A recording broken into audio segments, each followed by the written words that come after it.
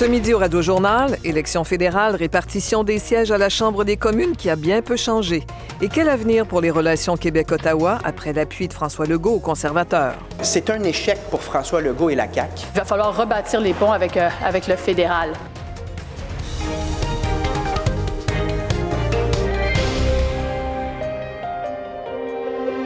Bonjour, ici Joanne Prince.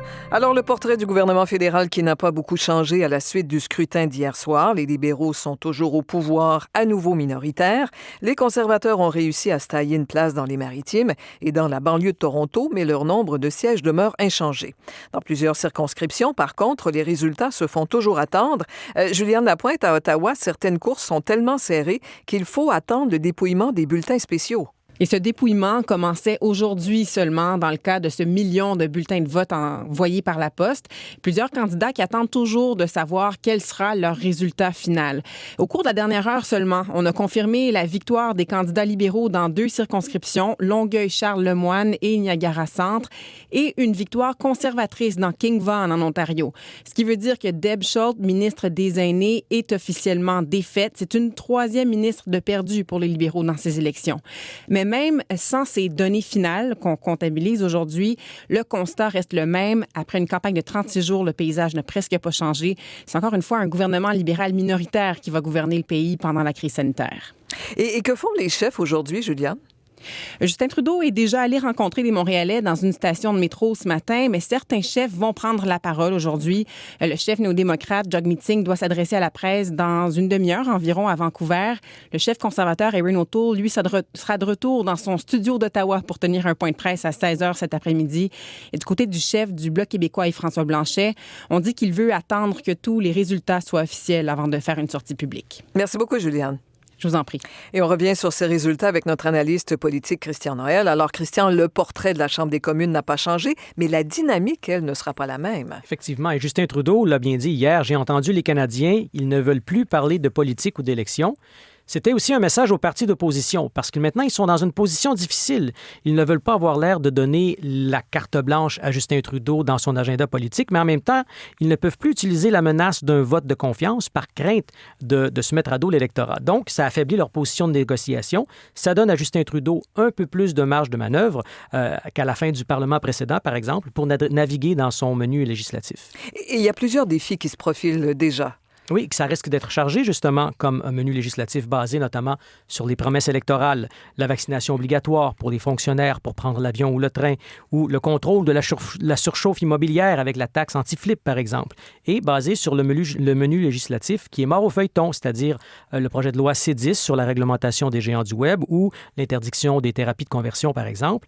En plus de ça, il y aura les négociations avec les provinces pour les transferts en santé, pour les normes dans les soins de longue durée.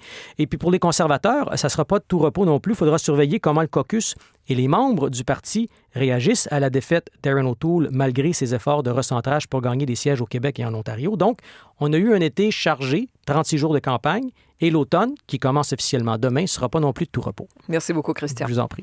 Au Québec, maintenant, le premier ministre, on le sait, est intervenu 2 fois plutôt qu'une en faveur des conservateurs pendant la campagne électorale. Alex Boissonneau, à Québec, ce n'est donc pas le résultat souhaité par François Legault. Le premier ministre a rappelé plusieurs fois que le Parti libéral menace les intérêts de la nation québécoise, comme le NPD d'ailleurs. Il a aussi dit clairement qu'il souhaitait un gouvernement minoritaire. Et là, on se retrouve avec un résultat presque identique à celui de 2019, ce qui fait que le Québec se retrouve en position de faiblesse devant Ottawa, selon les partis d'opposition. On écoute là-dessus les réactions de la chef libérale Dominique Anglade, de Gabriel Nadeau-Dubois de Québec solidaire et de Paul Saint-Pierre Plamondon du Parti québécois. François Legault a parié gros et il a perdu. Et dans cette défaite, il a entraîné tous les Québécois. Je constate qu'il n'y a pas eu d'effet Legault. Je constate que François Legault a perdu ses élections. Et là, on se retrouve donc dans un cul-de-sac ce matin où qui est au pouvoir? À nouveau, les libéraux. Mais François Legault a dit que c'était un parti dangereux pour le Québec. François Legault a félicité Justin Trudeau pour sa victoire sur les réseaux sociaux. Il doit répondre aux questions des journalistes à 13h, mais déjà, son équipe laisse entendre que son intervention n'a pas été un échec, puisque le Québec reste majoritairement bleu, tout en privant les libéraux d'une majorité. Merci beaucoup, Alex. Au revoir. Le ministre de la Santé du Québec, Christian Dubé, va présenter jeudi son nouveau plan de gestion du réseau de la santé dans le but de retenir les infirmières au travail. Il vient d'affirmer en point de presse que ce modèle a été testé dans les derniers mois et que les résultats sont concluants. Voici Christian Dubé. On a bien entendu les demandes de la FIC et des autres syndicats. La question du temps supplémentaire, la question de baisser l'utilisation des ressources externes. On a entendu comment c'est important d'avoir ce qu'on appelle la gestion locale des horaires. Tout ce qu'on a entendu des demandes de la FIC et des autres syndicats, vous pouvez voir que ça va être sur notre menu. Par ailleurs, le bilan quotidien de la COVID-19 fait état de 587 nouveaux cas et 6 hospitalisations de moins. Il y a toutefois un nombre plus élevé de décès que lors des dernières semaines. 9 personnes contaminées sont mortes dans les dernières 24 heures. Le président américain Joe Biden s'est adressé à l'Assemblée générale des Nations unies à New York pour la première fois depuis le début de son mandat en janvier dernier. Il a notamment défendu le retrait de son pays d'Afghanistan.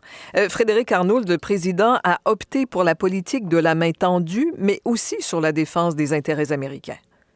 Oui, il faut dire, Joanne, que Joe Biden l'a dit en fin de discours, c'est la première fois depuis 20 ans que les États-Unis ne sont pas en guerre, donc il ne veut pas relancer une guerre froide avec la Chine, par exemple. Il dit vouloir travailler avec qui le voudra pour faire face aux nombreux défis actuels, donc la pandémie, la relance de l'économie, ou encore participer ensemble pour que les technologies servent à aider l'humanité et non pas les utiliser pour réduire au silence les voix dissidentes.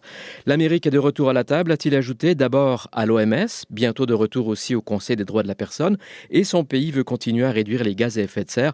Autant d'éléments qui avaient été balayés lors de la présidence Trump. Bref, ceux qui veulent travailler avec les États-Unis soient les bienvenus. Écoutez-le. I prioritize rebuilding our alliances, revitalizing our partnerships. Donc, priorité à la reconstruction des alliances, dit-il, aux partenariats qu'il veut renforcer pour la sécurité et la prospérité des États-Unis. Et il a donc voulu rassurer ses alliés. Oui, parce que le message d'aujourd'hui tranche beaucoup avec les activités récentes de l'administration Biden. D'abord, il y a eu le retrait très précipité d'Afghanistan qui a vraiment surpris les alliés. Cela s'est fait sans consultation ni coordination. Et puis la semaine dernière, les États-Unis ont fait annuler un contrat de vente de sous-marins que la France avait signé avec l'Australie en offrant son propre contrat de sous-marin nucléaire. De Paris, ça a été vu comme un coup de poignard dans le dos de la France et de l'Union européenne. Est-ce que le message livré aujourd'hui par Joe Biden réussira à apaiser les craintes des alliés européens? Rien n'est moins sûr, Joanne. Frédéric Arnould à Washington, merci beaucoup. Au plaisir.